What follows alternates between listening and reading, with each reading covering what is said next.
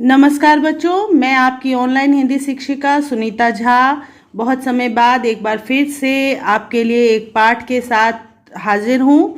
बच्चों, आज हम लोग आईसीएसई बोर्ड के कक्षा 10वीं की साहित्य सागर पुस्तक के एक कहानी के प्रश्नोत्तर को देखेंगे, क्योंकि लगभग सारी कहानियां मैंने आपके पुस्तक की जो गद्य भाग में है वो सब मैंने अपलोड कर दिया है, चाहे वो साहित्य सागर का हो या फिर एकांकी संचय का। तो रह गया सिर्फ कुछ प्रश्नोत्तर बाकी, जिसके बारे में मैंने आप सबसे राय भी मांगी थी और मुझे कुछ राय मिली है कि हाँ, मैं ज़रूरी नहीं है कि लिखकर ही आपको प्रश्नोत्तर बताऊं, मैं बोलकर या समझाकर या कुछ पॉइंट्स लिखकर भी आप लोगों को प्रश्नोत्तर करवा सकती हूं। तो बच्चों, हो सकता है कि कुछ प्रश्नों के उत्तर मैं आपको सिर्फ बता दूं कि ऐसे ऐसे लिखना है और उस निर्देश के अनुसार आप उत्तर लिखेंगे। कुछ प्रश्नों के उत्तर मैं पॉइंट्स में लिख दूंगी जिनको आपको खुद से एलिबरेट करना होगा, पर अधिकतर प्रश्नों के उत्तर मैंने आज लिख दिए हैं। लेकिन हर बार ऐसा नहीं हो पाएगा क्योंकि परीक्षाएं बिल्कुल नज़दीक आ चुकी हैं आपकी और बहुत सारा लिखने का समय नहीं है। तो मैं आपको इंस्ट्रक्शन दूंगी, लेकिन लिखने का अभ्यास आपको करना ही पड़ेगा। मेरे लिखे हुए प्रश्नों के उत्तर को आपको याद करना पड़ेगा, लेकिन अगर मैं इंस्ट्रक्शन दे देती हूं तो आप खुद से भी उन प्रश्नों को लिख सकते हैं। तो ज़्यादा अच्छा वही होगा कि मैं आपको समझाऊं और उत्तर आप स्वयं लिखें। चलिए, आज हम लोग शुरू करते हैं। नेताजी का चश्मा। बच्चों, ये पाठ मैंने आप लोगों को पढ़ा दिया था। इस पाठ में लेखक स्वयं प्रकाश जी ने प्रतीक के रूप में नेताजी की मूर्ति को रखा है, जिसमें जो मूर्तिकार है वो चश्मा बनाना भूल जाता है। उस कमी को पूरी करने की कोशिश एक कैप्टन नाम का व्यक्ति करता है, जो कि आर्थिक और शारीरिक रूप से बहुत कमजोर था। फिर भी उसकी लगन को देखकर, उसके लगातार करते हुए कार्यों को देखकर लेखक ने जो मुख्य पात्र बनाया है हालदार साहब को, वो बहुत प्रभावित होते हैं और उसे देशभक्तों के प्रति श्रद्धा, देशभक्ति आदि के रूप में देखते हैं। और कहानी के अंत में बताया जाता है कि कैप्टन की मृत्यु हो जाती है। हालदार साहब निराश हो जाते हैं कि अब नेताजी की आंखों पर कोई चश्मा नहीं लगाएगा, लेकिन अंत में वो देखते हैं कि बच्चों के द्वारा बनाया हुआ सरकंडे का चश्मा नेताजी की आंखों पर लगाया हुआ है और वो बहुत ज़्यादा भावुक हो जाते हैं, ये सोचकर कि कैप्टन मर तो गया, लेकिन जाते जाते उसने इस क्षेत्र के बच्चों के अंदर ये भावना पैदा कर दी और उनके अंदर ये लगन भी पैदा कर दी कि वो देशभक्तों का सम्मान करे, देश का सम्मान करें। तो बच्चों, हम उसी कहानी को आज प्रश्नोत्तर के रूप में फिर से एक बार रिवाइज कर लेंगे। लेखक का परिचय आपको एक बार पढ़ जरूर लेना चाहिए, क्योंकि प्रश्न में जैसा कि इसमें दिया हुआ है लेखक ने और कौन सी कहानियां लिखी हैं या उनके कौन से पुस्तक हैं, तो आपको थोड़ा सा कम से कम अंदाजा रहना चाहिए। उसके बाद यहाँ पे कहानी का सारांश दिया है, जिसको पढ़ लीजिएगा, जिससे आप अगर आप आंसर याद ना भी कर सके तो खुद से वो आंसर लिख सकें। साथ ही जब सारांश होता है तो उसमें बहुत कुछ ऐसा होता है जो कि कहानी में नहीं लिखा हुआ है, तो वो आपको समझ में आ जाएगा। बच्चों, मेरी ये किताब बहुत पुरानी है, आप लोगों के पास नया एडिशन होगा तो उसमें पेज नंबर वगैरह अलग होगा, जिसके अनुसार मैंने यहाँ पे पेज नंबर लिखा तो है आपके नए पुस्तक के अनुसार, लेकिन मेरे पास है पुरानी पुस्तक, तो कुछ प्रश्न भी मेरे पुस्तक में अलग हैं। साथ ही मैंने जो पेज नंबर लिखा है वो भी थोड़ा अलग लिखा है, तो मैं आपको समझा दूंगी पाठ में, आपको वो देखना पड़ेगा। ऐसा नहीं है कि हाँ एक बार देख लिया और देख करके उत्तर पूरा कर लिया, ऐसा नहीं होगा। अब मैं यहाँ पे पात्र परिचय जो है वो बता रही हूँ। जो पात्र परिचय लिखे हुए हैं वो तो उनके सामने मैंने और पॉइंट्स दे दिए हैं, लेकिन कैप्टन नाम का जो पात्र है उसका परिचय इतना लिखा हुआ है या जितना हम जानते हैं, उनके अलावा हम दृढ़ निश्चयी इनको बोल सकते हैं और समाज के प्रति जिम्मेदारी का एहसास होना भी के चरित्र चित्रण में आप लिख सकते हैं। लेकिन चरित्र चित्रण जब आप लिखते हैं तो किसी की खूबियां बताने के साथ उस उदाहरण को भी आप लिखेंगे जो पाठ में लिखा गया है, जिस लाइन के द्वारा आपको महसूस होता है कि हाँ उनमें ये क्वालिटी थी या उनमें ये खूबी थी, वो लाइन भी ज़रूर लिख दिया करें। उससे क्या होगा कि आपका उत्तर क्लियर रहेगा और पूरे मार्क्स आपको मिलेंगे। शीर्षक की सार्थकता यहाँ पे लिखी हुई है, उद्देश्य भी ठीक है।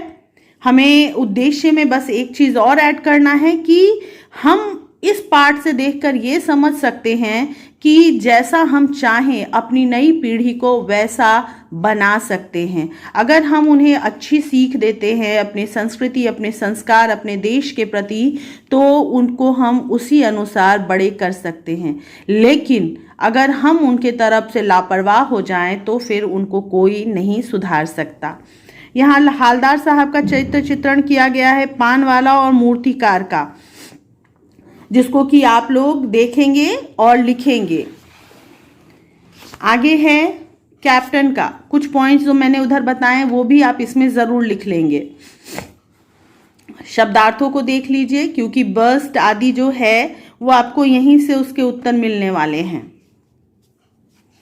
एक उदाहरण प्रश्न दिया हुआ है यहाँ पे, किस तरह से आपको उत्तर लिखना चाहिए वो बताया गया है।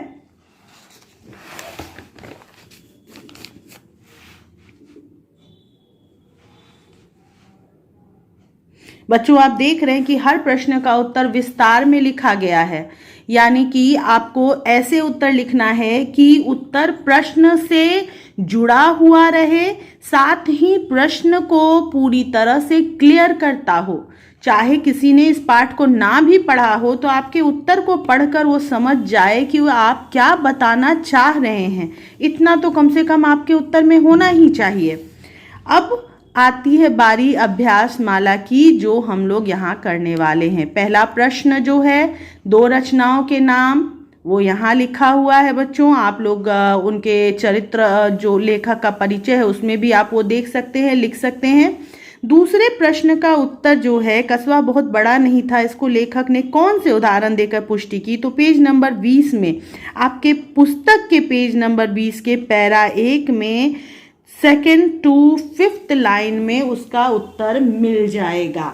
ये देखिए, जहाँ 2nd से यानी कस्बा बहुत बड़ा नहीं था, इसके लिए उन्होंने उदाहरण दिया है कि वहाँ पे सिर्फ एक ही बाजार था, एक लड़कों का स्कूल था, एक लड़कियों का स्कूल था। जो छोटी मोटी चीज़ें हैं, जो ज़रूरत की चीज़ें थी, वो सब उस जगह पे मौजूद थी। ये भी यहाँ पे साफ साफ जाहिर कर रहा है कि इतने में ही उस कस्बे की ज़रूरत पूरी हो जाती थी, अर्थात वो कस्बा कोई बहुत बड़ा नहीं होगा। ठीक है बच्चों, आगे बढ़ते हैं। प्रश्न संख्या ग, नगर पालिका के कौन कौन से मुख्य कार्य होते हैं? बच्चों ये तो आपने खुद ही एसएसटी में पढ़ा होगा, तो आप अपने से लिख सकते हैं। मैंने कुछ पॉइंट्स यहाँ पे लिख दिए हैं, पानी, सफाई, चिकित्सा, टीकाकरण, सड़कों की मरम्मत, लाइट वगैरह। तो मैंने कुछ यहाँ पे लिख दिए हैं, बाकी आप चाहे तो खुद से लिख करके एक अनुच्छेद पूरा लिख सकते हैं। ठीक है, अगला प्रश्न है, नगर पालिका थी तो कुछ ना कुछ करती भी रहती थी, में छिपे व्यंग को स्पष्ट कीजिए। ये सरकारी कार्यों में जो लापरवाही होती है, लोग एक काम करके 4 दिखाने की कोशिश करते हैं, उस पर व्यंग है। मैंने उत्तर लिख दिया है, लेकिन फिर भी अगर आप इस व्यंग को और क्लियर कर सकते हैं तो जरूर जरूर लिखिएगा। अगला प्रश्न, बच्चों ये किताब मेरी बहुत पुरानी है तो थोड़ा आपको मुश्किल हो सकता है, लेकिन अगर मुश्किल हो तो आप बताइएगा। यहाँ पे कुछ शब्द भी थोड़े से क्लियर नहीं होंगे। उसके बाद का प्रश्न जो है, उसमें मैंने फिर से पेज नंबर दिया है, कस्बे में नगर पालिका में ने कौन कौन से काम करवाए स्पष्ट कीजिए। पैरा 1 के ही 6 to 8 लाइन देखिए। कभी कोई सड़क पक्की करवा देती थी, कभी कुछ पेशाब घर बनवा देती थी, कभी कबूतरों की छतरी आदि बना दी। मतलब बहुत छोटे मोटे काम किए थे उन्होंने, कोई विशेष कार्य नहीं किया था। लेकिन अंत में उन्होंने एक प्रतिमा लगवाने का कार्य किया ताकि उनका नाम और उनका कार्य नजर में आ सके। नेताजी की प्रतिमा कहाँ व किसने लगाई थी? ये प्रश्न का उत्तर भी आपको उसी में मिलेगा। नगर पालिका के किसी उत्साही बोर्ड या प्रशासनिक अधिकारी के द्वारा कहाँ लगवाई गई थी, ये आपको इस जगह पे मिल जाएगा। पेज नंबर वही है 20, पहला पेज, यानी जहां हमने पाठ शुरू किया था, पहला पैराग्राफ। नेताजी के बारे में लिखते हुए INA और उनके प्रसिद्ध नारे को लिखिए। तो बच्चों, ये तो नेताजी के बारे में एक अनुच्छेद है जो आपको खुद से लिखना चाहिए। मुझे लगता है कि आपको इतना पता होना चाहिए कि नेताजी सुभाष चंद्र बोस कौन थे, जो आज़ाद हिंद फौज था उनका क्या मुख्य कार्य था, उनके दिए हुए नारे जय हिंद, तुम मुझे खून दो मैं तुम्हें आज़ादी दूंगा, दिल्ली चलो आदि था। ये तो आपको पता ही होगा। तो नेताजी के विषय में एक अनुच्छेद आपको लिखना है। वह बात कौन सी थी, उस बात के ना पता होने के कारण भी लिखिए कि उन्हें ये बात क्यों नहीं पता थी कि मूर्ति किसने बनाया था, क्यों बनाया था, और मूर्ति में चश्मा नहीं था तो क्यों नहीं था। उन्हें ये बात पता इसलिए नहीं थी क्योंकि हालदार साहब मूर्ति बनवाते समय नहीं थे, वो बाद में आए थे। और जब वो आए तो वहाँ पे उन्हें कुछ लिखा हुआ तो नहीं दिखा, ना ही उस मूर्ति के बारे में कोई बहुत ज़्यादा बात करने में रुचि रखता था, जिस वजह से उनको पता नहीं चला था। अगला प्रश्न है, स्थानीय कलाकार कौन है, उनका परिचय। बच्चों, मैंने परिचय आपको पहले ही दिखा दिया, लेकिन पेज नंबर 52 आपके बुक में पेज नंबर 52 में है, नए बुक में, लेकिन पुराने बुक में पेज नंबर 42 में है। आगे बढ़ते हैं। मूर्ति बनाकर पटक देने का क्या मतलब है? कहने का मतलब होता है कोई भी चीज़ की करके रख देंगे, बस उसी बात को यहाँ पर इस तरह से बोला गया है कि मूर्ति बनाकर पटक देंगे। यानी कि काम कोई बड़ा मुश्किल नहीं है, काम बहुत आसान सा है और इसको झूठ मूठ के भारी बनाने की ज़रूरत नहीं है। इस बात को बताने के लिए ये लाइन प्रयोग किया गया था कि मूर्ति 1 महीने में बनाकर पटक दी जाएगी। साथ ही ये बात काम के एकदम आसानी से पूरा हो जाने के बारे में बताता है और मूर्तिकार के अति आत्मविश्वास को भी दर्शाता है। मूर्ति की आंखों पर चश्मे की कमी थी जो देखते ही खटकती थी। इस मूर्ति में आई कमी को किसने पूरा किया, वह कौन था और उसके बारे में लिखिए। बच्चों, ये पूरा पाठ तो उसी पर आधारित है, तो मुझे लगता है कि आप खुद से लिख सकते हैं, लेकिन फिर भी यहाँ पे लिखा हुआ है। और यहाँ लिखा हुआ है, तभी तो स्वयं शारीरिक और आर्थिक रूप से कमजोर होते हुए भी मूर्ति पर चश्मा लगाता था। तो यहाँ पे थोड़ा लिखने में दिक्कत है, इसलिए मैंने आपको बोलकर बता दिया है। अब आगे बढ़ते हैं। अगला प्रश्न, अनुच्छेद आप यहाँ देखिए। मूर्ति के विषय में बताया गया कि कैसा दिख रहा है, और उत्तर है बस्ट का क्या अर्थ है। मैंने कहा था आप शब्दार्थ को देखेंगे तो आपको पता चल जाएगा। उत्तर मैंने बता दिया है, देख लीजिए। अगला प्रश्न एक बार फिर से आपको अपने बुक से देख के लिखना पड़ेगा। मूर्ति प्रशंसक और आलोचक का परिचय। मेरे बुक में ऐसे लिखा हुआ है, लेकिन आपके बुक में प्रश्न होगा, नेताजी की मूर्ति का वर्णन अपने शब्दों में कीजिए। तो अगर प्रशंसक और आलोचक के बारे में बात करना हो तो आपको हालदार साहब का परिचय लिखना होगा, जो कि परिचय दिया हुआ है। लेकिन अगर नेताजी की मूर्ति का वर्णन आपको पूछा जाए तो आप पेज नंबर 20 के लास्ट पैराग्राफ और पेज नंबर 21 के फर्स्ट पैराग्राफ को देखिए। यानी पाठ जो शुरू हुआ है उसका फर्स्ट पेज देखिए। मूर्ति संगमरमर की थी, टोपी की नोक से कोट के दूसरे बटन तक कोई 2 फुट तक एकदम साफ साफ और सुंदर थी। के बाद फर्स्ट पैराग्राफ पेज नंबर 21 का, चश्मा तो था लेकिन संगमरमर का नहीं था। बस इतना तक लिख देंगे। अगला प्रश्न है, किस दृष्टि व सोच से मूर्ति लगाने का यह प्रयास सफल और सराहनीय था। मैंने इस प्रश्न का पूरा उत्तर लिखा है बच्चों, तो आप इसको देख लीजिए। मतलब मूर्ति क्यों लगाई जाती है, इसीलिए ना, ताकि हम उस व्यक्ति के किए हुए कार्यों को याद रख सके, उनके द्वारा उनके योगदान को बार बार देखें और उससे प्रोत्साहित हों, प्रेरणा लें। तो वो चीज़ यहाँ पे नज़र आ रहा है। उनके मुद्रा से, उनके वेशभूषा से, उस मूर्ति को देखकर उनकी याद आ जाती है, उनके नारों की याद आ जाती है। तो इस दृष्टि से यह कह सकते हैं कि यह प्रयास सराहनीय था, यानी कि पूरा हुआ था। अब अगला प्रश्न है, हालदार साहब के मन में मूर्ति को देखकर क्या विचार उत्पन्न हुए। तो बच्चों, ये आप लोग खुद से भी लिख सकते हैं, फिर भी मैंने यहाँ पे लिख दिया है कि उनके मन में बहुत से विचार आते हैं कि मूर्ति किसने बनाया, और बनाया तो वो चश्मा कैसे भूल गया, चश्मा भूल गया या टूट गया, या फिर ये नया चश्मा लगाने वाला कौन है, वगैरह वगैरह। तो ये सारे सोच आप लिख सकते हैं। अगला प्रश्न और अगला अनुच्छेद देखिए। प्रश्न है, संगमरमर की मूर्ति पर चश्मा क्यों नहीं लग सका, कारण बताते हुए समझाइए। तो यहाँ पे कारण एक तो पान वाले के अनुसार, जो पान वाले ने बताया था उसके अनुसार आप लिख सकते हैं। उसके अलावा आप ये लिख सकते हैं कि हालदार साहब ने बहुत सारे अंदाजे भी लगाए थे कि शायद वो बना ही नहीं पाया होगा, बनाते वक्त टूट गया होगा। तो ये भी आप लिख सकते हैं, ठीक है। यहाँ पे प्रश्न क्लियर नहीं कर रहा है कि असल में क्यों नहीं लगा था या क्या कारण हो सकता है कि ना लगा हो, तो इसलिए आप दोनों संभावनाएं इसमें लिख देंगे। सामान्य चश्मा से आप क्या समझते हैं या किसने लगाया था, यहाँ पे दिया हुआ है, कोई मुश्किल चीज नहीं है। सामान्य चश्मा यानी आम लोगों के द्वारा लगाया जाने वाला नजर का चश्मा, दृष्टि दोष दूर करने वाला चश्मा। उसके बाद का प्रश्न है, चश्मा लगाने वाला कौन था, चश्मा लगाने का क्या कारण था। तो ये बात हमने कई बार अभी चर्चा कर लिया, तो मुश्किल नहीं होनी चाहिए आपको। वैसे भी उत्तर लिखा हुआ है तो तब तो और मुश्किल नहीं होगी। अतः के बाद मैंने डैश डैश डैश दिया है ताकि आप इस प्रश्न को उसके साथ जोड़ दें। उसके किस भाव को व्यक्त करता है, ये आपके प्रश्न में लिखा है, मेरे बुक में ये प्रश्न नहीं है, तो मैंने आपके प्रश्न के उस अनुसार उत्तर लिखा है यहाँ पे। अगला है, हालदार साहब ने उसके चश्मा लगाने पर क्या सोचा, उसके भाव व विचार लिखिए। हालदार साहब यही सोचने लगे कि भाई ये तो बहुत अच्छा आइडिया है और वो इतना कर रहा है, कैसे कर रहा है, कौन है ये कैप्टन, ये सब उन्होंने सोचने के लिए उन्हें मजबूर करने लगा नेताजी का चश्मा, जो कि सामान्य चश्मा था। साथ ही वो ये भी समझने लगे कि नेताजी को कि बगैर चश्मे वाली मूर्ति शायद कैप्टन को अच्छी नहीं लगती हो, तकलीफ पहुंचाती हो, इसलिए लगाया। तो ये सारी सोच उनकी आप लिख सकते हैं।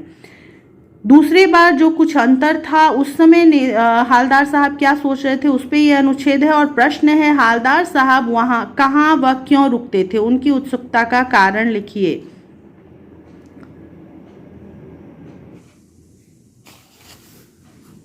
ये उसी पेज के उत्तर है। अगला प्रश्न है, चश्मे अलग अलग तरह के क्यों लगाए जाते थे, समझा कर लिखिए। पेज नंबर 22 का पैरा 3 आप लोग देखिए, यहाँ पे देखिए। इसलिए वह अपनी छोटी सी दुकान में उपलब्ध गिने चुने फ्रेमों से लेकर आप यहाँ तक लिख देंगे, पहना देता था और दूसरा चश्मा लौटा देता था। यहाँ तक आप इस प्रश्न का उत्तर लिख देंगे। इसको आप अपने शब्दों में भी लिख सकते हैं, जरूरी नहीं है वर्ड बाय वर्ड आंसर आप लिखें।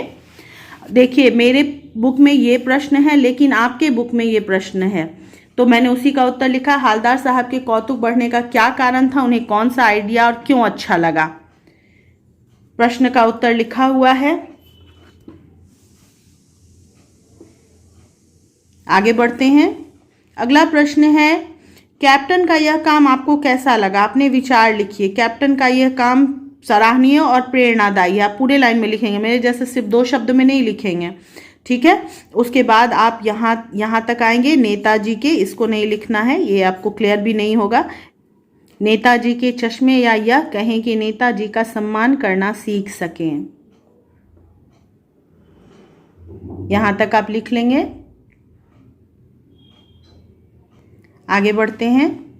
अगला अनुच्छेद है, हालदार साहब ने पान वाले से बात कर ली है और जो वहाँ उनको समझ में आया है वो लिखा हुआ है। कैप्टन को मूर्ति में क्या अखड़ा था, उन्होंने इसके लिए क्या सोचा, तो ये आपको यहाँ पे मैंने उत्तर लिख के दे दिया है। अखड़ा क्या था ये आपको पता ही है कि चश्मा नहीं था और उनको लगता था कि नेताजी को इसके बगैर असुविधा होती होगी। उसके बाद प्रश्न है, उन्होंने इसके लिए क्या किया, तो कौन सी कमी थी, और आपके बुक में प्रश्न है कि नेताजी के चश्मा में कौन सी कमी थी जो कैप्टन को आहत करता था, तो वही कमी चश्मा ना होना, प्रश्न वही है, थोड़ा सा लिखने का तरीका अलग है। तो यहाँ पे उत्तर आप इसमें से देख के लिख सकते हैं, ठीक है। उन्होंने इसके लिए क्या सोचा या उन्होंने इसके लिए क्या किया, उसके लिए आपको पेज नंबर 22 का पैरा 3 जो है उसमें से थोड़ा सा लिखना पड़ेगा। कैप्टन को वो चीज़ बुरी लगती थी और जब ग्राहक आता था तो वो फ्रेम निकाल करके दूसरी चश्मा, सामान्य चश्मा उसे पहना दिया करते थे। ठीक है, ओरिजिनल चश्मा पहना दिया करते थे। अब आगे बढ़ते हैं फिर क्वेश्चन नंबर ख, उनके इस कार्य से हालदार साहब कैसे प्रभावित हुए।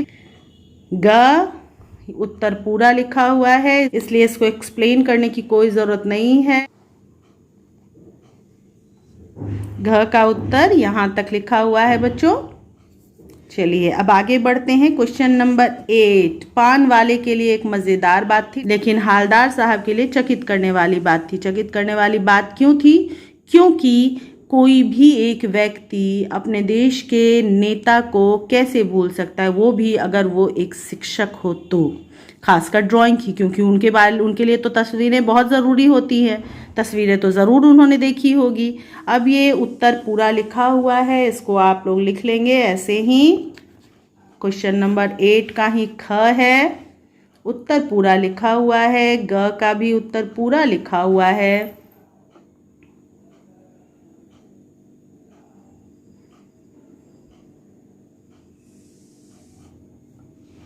अब आगे बढ़ते हैं प्रश्न घ।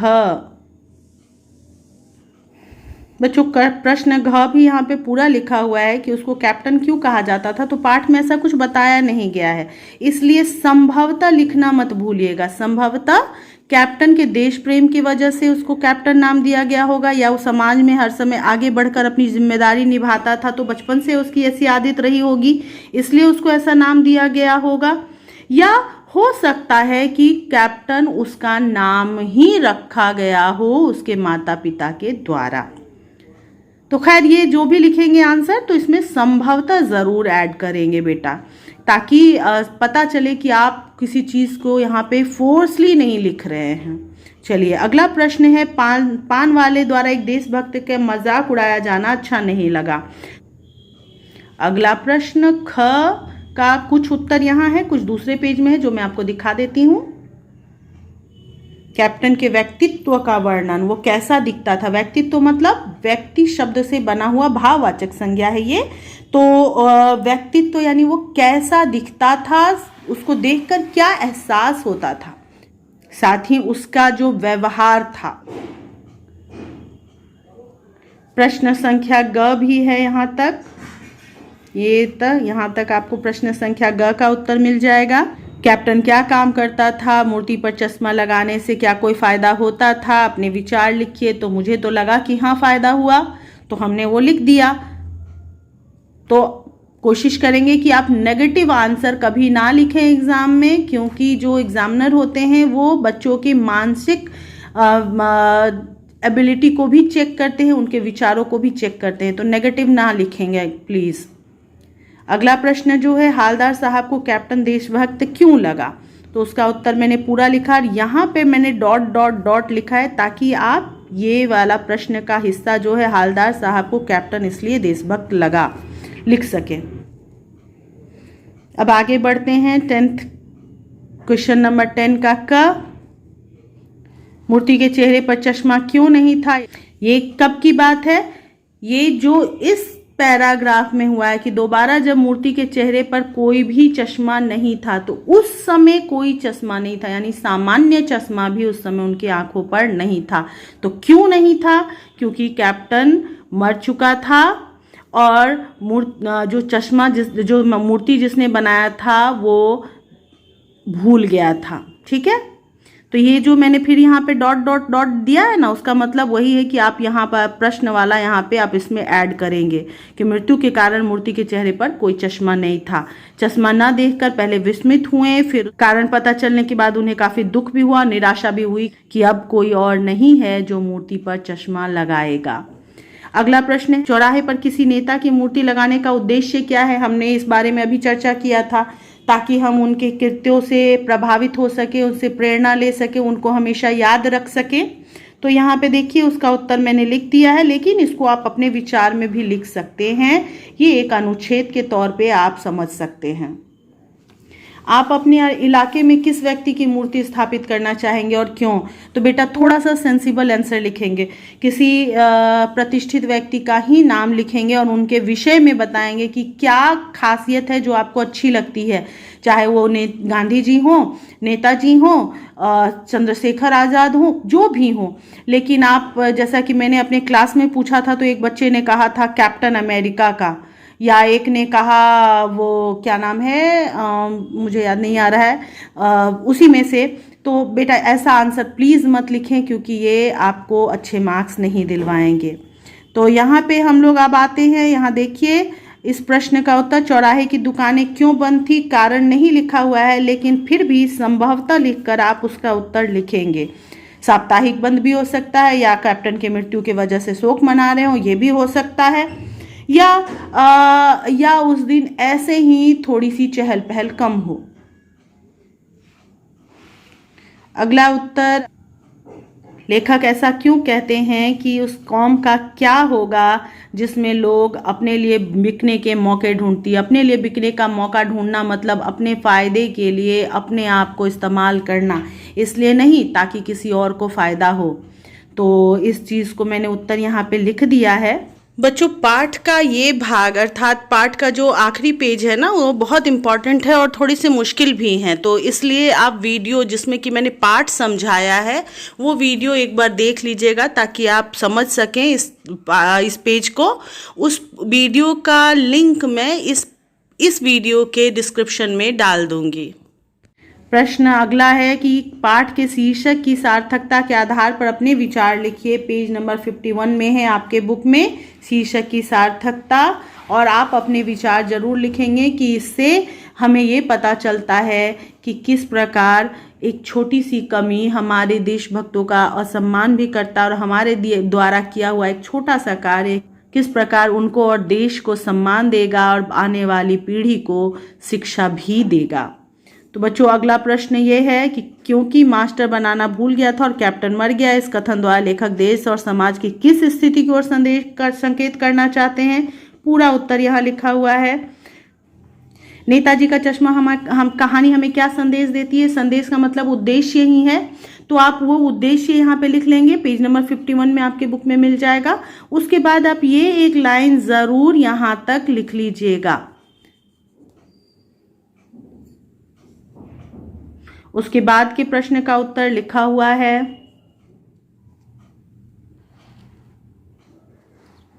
आगे प्रश्न ख, पूरा उत्तर है। उस प्रश्न ख का ही कुछ भाग यहाँ पे बचा हुआ है जो लिखा हुआ है। प्रश्न ग का उत्तर थोड़ा सा बड़ा है, तो वो ये रहा पूरा उत्तर।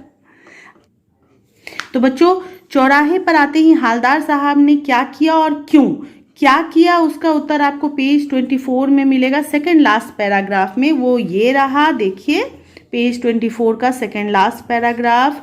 चौराहे पर आते ही उनकी मूर्ति की तरफ नजर जाती है, फिर वो चीख कर गाड़ी को रोकते हैं और जीप के रुकने से पहले ही वो कूद कर जीप से उतर जाते हैं और जाकर मूर्ति के सामने अटेंशन में खड़े हो जाते हैं। क्यों किया ऐसा, उसका उत्तर मैंने यहाँ पे लिख दिया है। ये उत्तर थोड़ा सा बड़ा है बच्चों, लेकिन इससे आपके 2-3 प्रश्नों के उत्तर ज़रूर आराम से निकल जाएंगे, और कुछ प्रश्न तो अवश्य ही बड़ा हो सकता है क्योंकि 2-2 प्रश्न इसमें जुड़ा हुआ है तो थोड़ा बड़ा होगा ही।